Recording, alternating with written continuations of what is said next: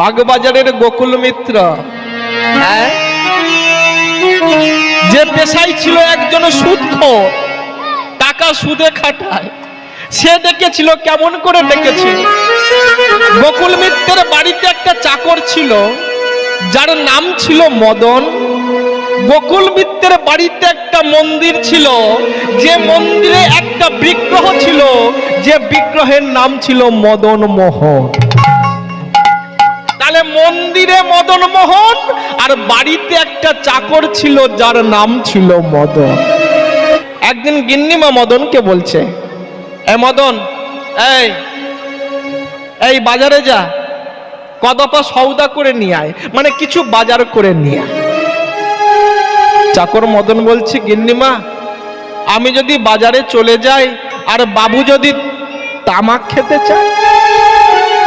গোকুল মিত্রের তামাক খাওয়ার শখ ছিল, আর ওই তামাক সাজবার জন্য চাকর মদনকে রেখেছিল। ও গিন্নিমা, আমি যদি বাজারে চলে যাই আর বাবু যদি তামাক খেতে চায়। বলে, মদন, তোর বাবু যদি তোকে ডাকে, আমি তোর বাবুকে বলবো এখন যে আমি মদনকে বাজারে পাঠিয়েছি, তবে মনে রাখিস একদম দেরি করবি না, তুই তাড়াতাড়ি যাবি আর তাড়াতাড়ি আসবি। দেখো মা, বাবু যেন আমার চাকরিটা না খায়, বাবু যেন আমাকে আবার মারধর না করে। আরে না না, আমি তোর বাবুকে বুঝিয়ে বলবো। মদন যেতে চায় না, জোর করে মদনকে বাজারে পাঠিয়ে দিয়েছে। যখনই মদন বাজারে চলে গেছে, এমতো সময়ে গোকুল মিত্রের তামাক খাওয়ার শখ জেগেছে। যখনই তামাক খাওয়ার শখ জেগেছে, ডাক দিলেন, মদন তামাক দিয়ে যা, মদন তামাক দিয়ে যা, মদন তামাক দিয়ে যা। কোনো উত্তর নেই। উত্তর দেবে কে? মদন তো গেছে বাজারে বাজার করতে, কিন্তু গোকুল মিত্র এমন ডাকের ওপর ডাকছে, গিন্নিমা সাহস করে সামনে গিয়ে দাঁড়াতে পারছে না, বলতে পারছে না যে আমি মদনকে বাজারে পাঠিয়েছি। গোকুল মিত্র তামাকের নেশার জন্য উন্মাদের মতো হয়ে গেল, পাগলের মতো হয়ে গেল, সহ্য করতে পারছে না।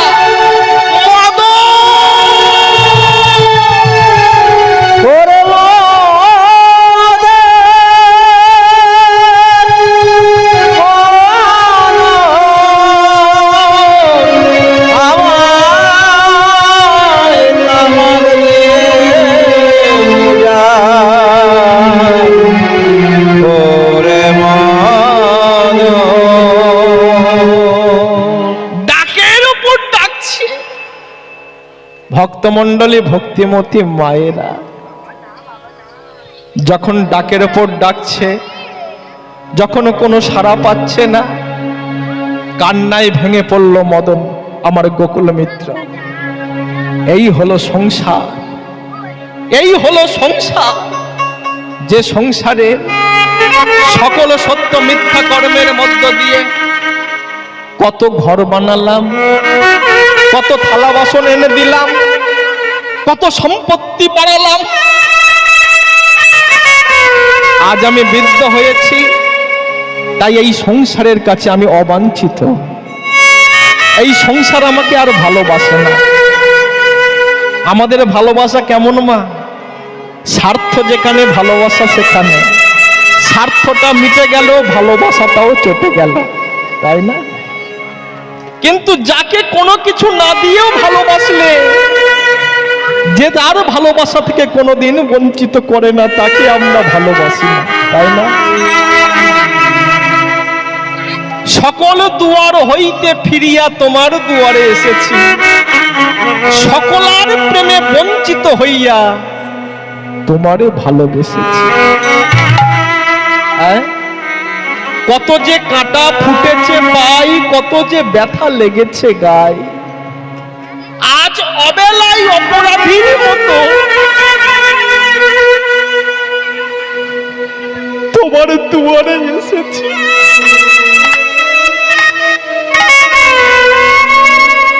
তোমারে ভালোবেসেছি।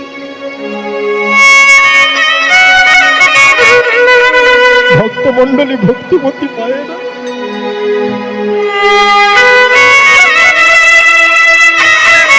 সুসময়টা আমাদের কেটে গেছে। এই সংসারের প্রতিটা মানুষকে ভালোবাসতে বাসতে ভগবানের ভালোবাসার কথা আমরা যে ভুলে গেছি, অথচ মাতৃগর্ভে ভগবানকে কথা দিয়েছিলাম, ওগো দয়াময় কৃপা করো, করুণা করো। এই মর্তের মাটিতে গিয়ে আমি তোমার নামগুলো গান, যতদিন বাঁচবো, যে কটা দিন বাঁচবো তোমার চরণের দাস হয়ে থাকবো। সে কথা আমরা সবাই ভুলে গেছি।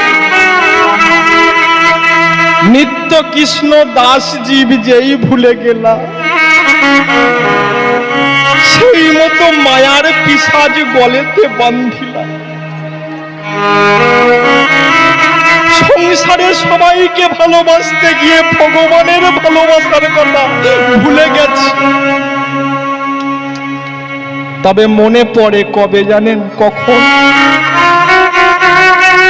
যখন আমাদের আর বেলা থাকে না, যখন আমাদের আর সময় থাকে না।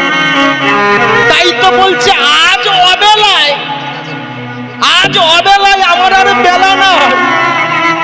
এই আজ অবেলায় অপরাধীর মতো তোমার দুয়ারে এসেছি,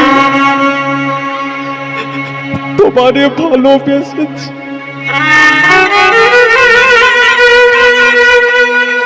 গোকুল মিত্র অঝর নয়নে কাঁদছে। এই হলো সংসার। সবাইকে ভালোবাসলাম, সবাইকে ভালোবাসা দিলাম, সবার জন্য সবকিছু করে গেলাম। আজ আমি বৃদ্ধ হয়েছি বলে আমার কথা আর কেউ শোনে না। যে চাকর মদনকে ফুটপাত থেকে তুলে এনে আমি নিজের পুত্র স্নেহে মানুষ করলাম, সেই চাকরও আমার কথা শুনে না। মদনের ওরে মা,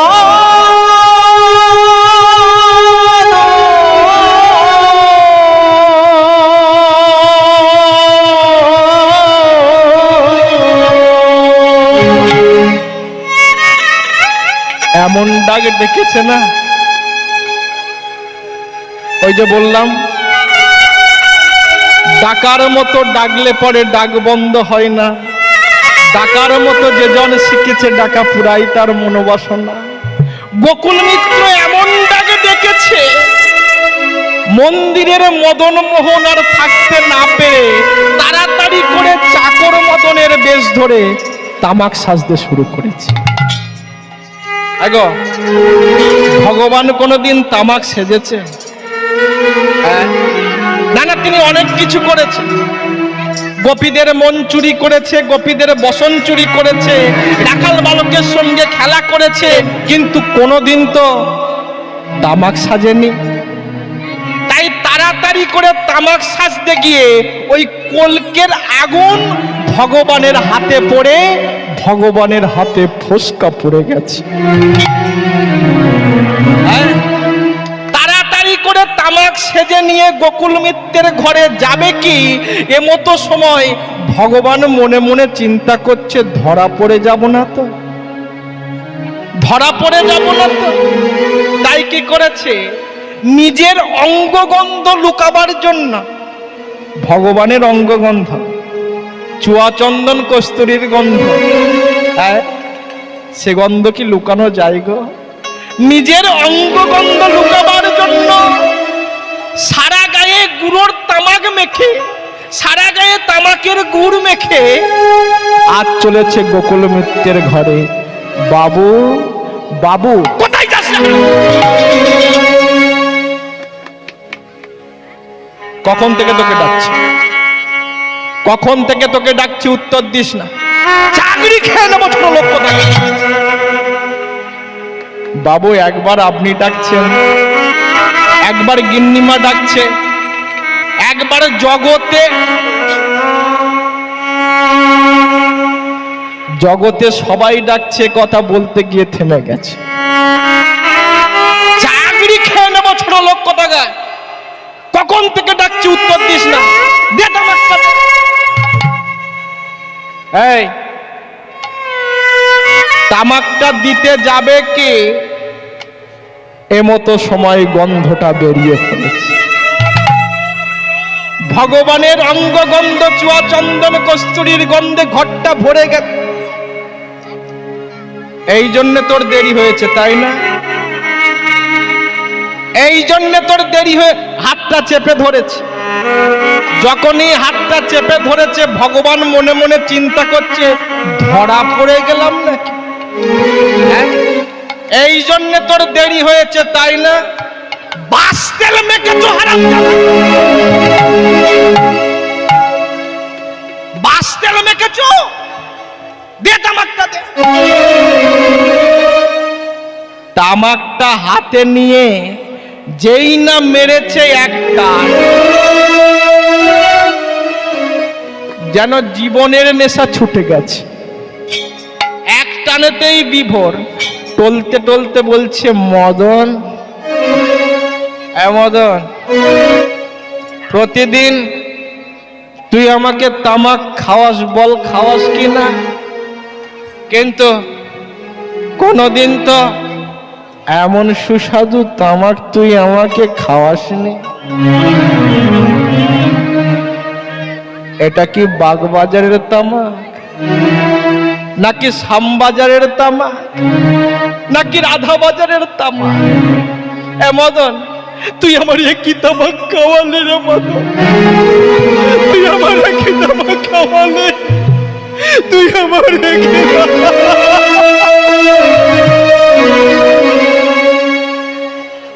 এক টানেতে বিবর হয়ে মাটিতে পড়ে গেল।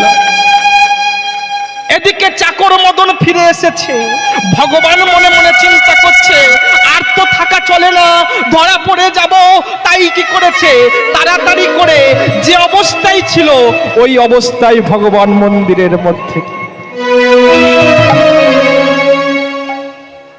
চাকর মদন ফিরে এসেছে। গিন্নিমা বলছে, মদন সর্বনাশ হয়ে গেছে।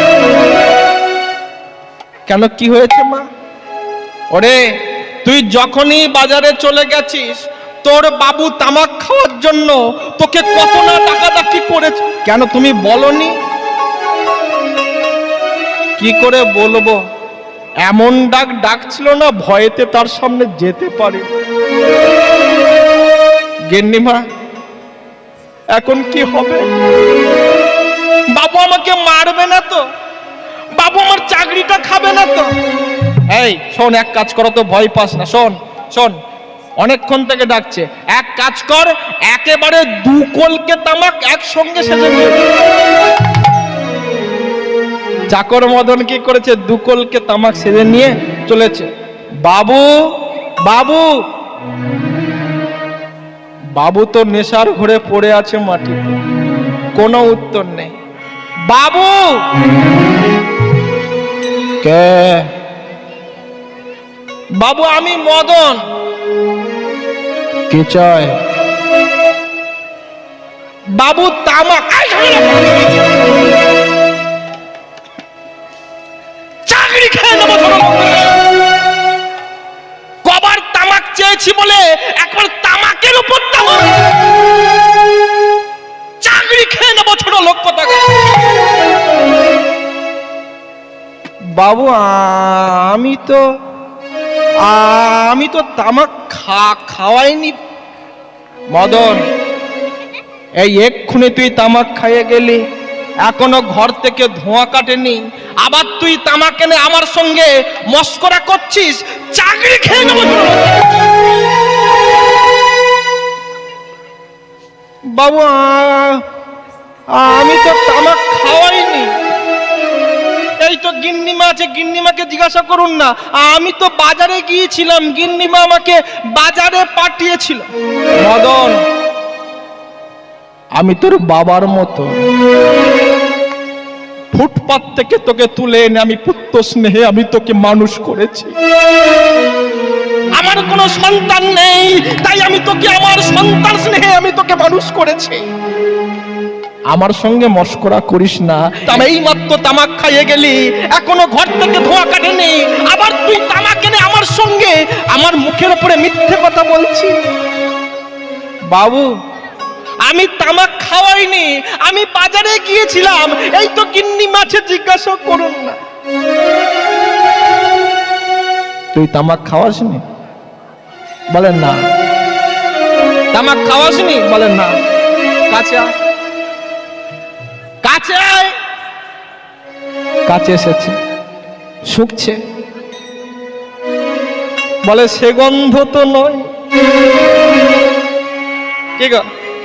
সে গন্ধ তো নয়। ভগবানের অঙ্গগন্ধ, চুয়া চন্দন, কস্তুরীর গন্ধ, আর এ বেটা চাকরের গায়ে ঘাম গন্ধ, ভটকা গন্ধ। বলে সে গন্ধ তো নয়। আরে তুই আমাকে তামাক খাওয়াসনি, তাহলে কে আমাকে তামাক খাওয়ালো বল দেখি। এমতো সময় মন্দিরের ভিতর থেকে পুরোহিত ঠাকুর চিৎকার করে বলতে লাগলো, কে ঠাকুরের গায়ে গুড় মাখিয়েছে? কে ঠাকুরের হাতে ঢিল মেরে রং চটিয়েছে? কে করেছে? কে করেছে? কে? ওহে কৃপা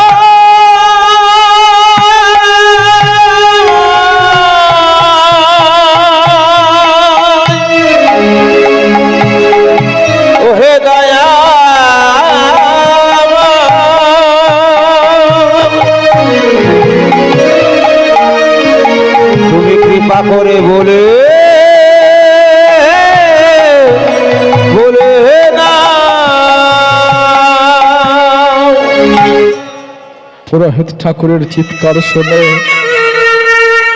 গোকুল মিত্রের বুঝতে বাকি রইল না, চাকর মদন সেজে কে তাকে তামাক খাইয়ে দিচ্ছে।